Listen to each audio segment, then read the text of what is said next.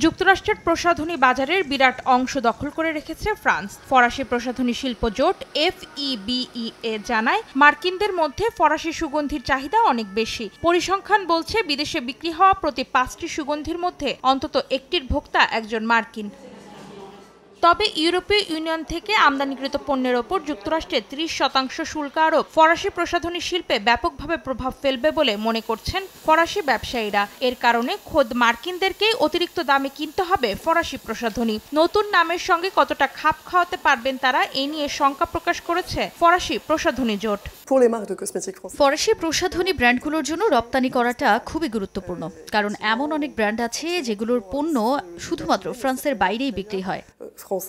ব্যবসায়ীরা বলছেন, এমন অনেক ব্র্যান্ড আছে যেগুলো 25% রপ্তানি করা হয় যুক্তরাষ্ট্রে। 1 আগস্ট থেকে শুল্ক কার্যকর হলে নতুন বাজার খুঁজতে হবে প্রসাধনী ব্র্যান্ডগুলোকে। এক্ষেত্রে ব্রাজিল ও ভারতকে সম্ভাবনাময় দেশ হিসেবে দেখছেন তারা।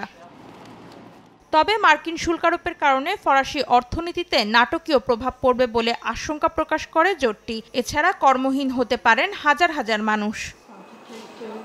অন্তরা সেন, সময় সংবাদ।